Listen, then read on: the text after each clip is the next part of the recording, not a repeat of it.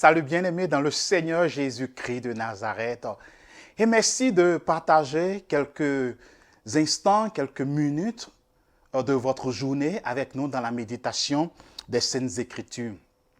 Hier, nous avons compris en lisant Jean chapitre 15, verset 14, que l'obéissance au Seigneur Jésus-Christ est le catalyseur, est la clé qui nous rend fructueux dans notre marche avec le Seigneur. Nous portons en effet beaucoup de fruits, déclare la Bible, lorsque nous demeurons en Jésus-Christ. C'est-à-dire lorsque la soumission, notre soumission joyeuse au Seigneur, lui permet d'opérer, d'œuvrer, d'agir en nous. Et aujourd'hui, nous voudrons examiner ce que veut dire porter du fruit. Concrètement, ça veut dire quoi, porter du fruit pour Jésus-Christ?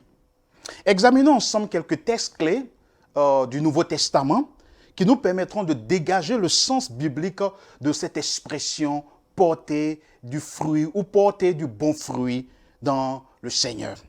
Romains chapitre 6, versets 21 à 22, je lis. « Quels fruits portiez-vous alors? Des fruits dont vous rougissez maintenant. Car la fin de ces choses, c'est la mort. Mais maintenant, étant affranchis du péché et devenus esclaves de Dieu, vous avez pour fruit la sainteté et pour fin la vie éternelle. » Dans ce verset 21, d'abord, Paul parle du fruit que les frères et les sœurs de Rome portaient lorsqu'ils étaient esclaves du péché, lorsqu'ils étaient sans Dieu, sans Christ. Les fruits dont ils rougissent maintenant qu'ils soient devenus chrétiens.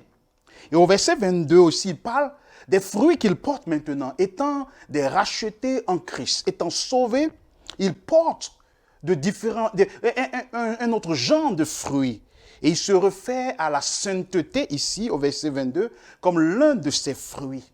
Tu vois, déjà, à partir de ce texte, nous pouvons déduire que le fruit, selon le thème biblique, selon le sens biblique, le fruit représente le comportement, les actions, l'attitude ou les paroles d'un individu. Et ce fruit que nous pouvons voir ici, qui sont le comportement, l'attitude, l'action, les paroles, ce fruit est la démonstration ou la manifestation extérieure d'une réalité spirituelle, d'une réalité intérieure qui est dans le cœur de l'individu. Lorsque les chrétiens de Rome étaient esclaves du péché, leurs actions, leurs comportements, attitudes et paroles démontraient cette réalité spirituelle, intérieure dans leur cœur.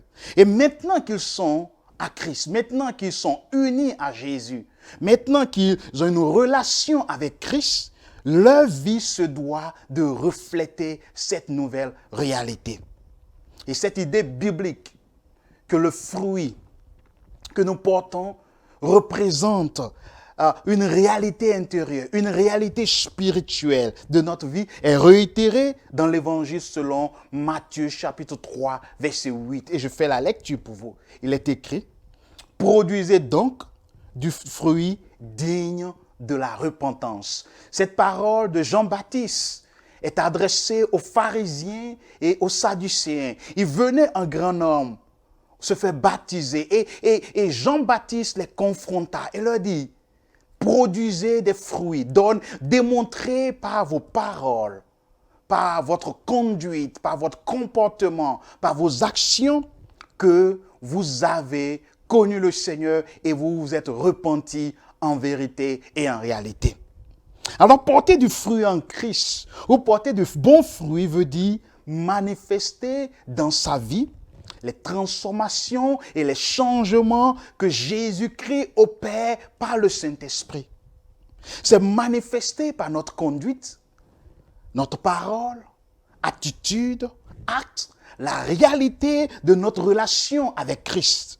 Si nous avons réellement connu le Seigneur et si le Seigneur nous connaît, notre vie et notre mode de vie révélera cela.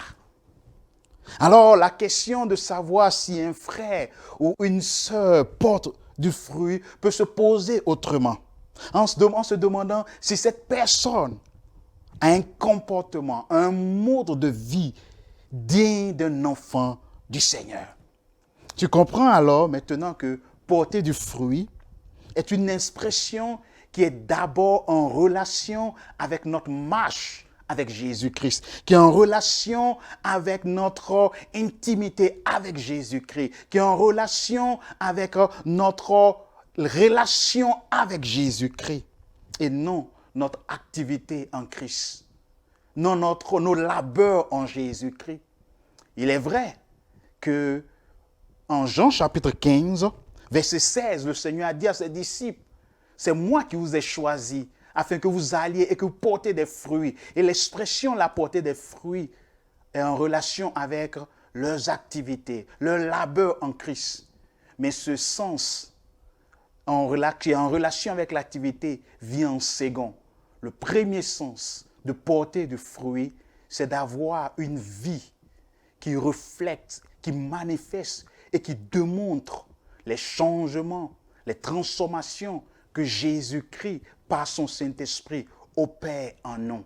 Et comme Jean l'a affirmé, la clé, le catalyseur, le moyen par lequel Jésus-Christ opère ces changements et ces transformations en nous, et cela se révèle, se manifeste à l'extérieur, c'est par notre obéissance et soumission joyeuse à lui. Puisse le Seigneur t'aider, nous aider tous à avoir une attitude, un cœur obéissant, afin que par cette obéissance, nous puissions porter des fruits à la gloire de notre Père.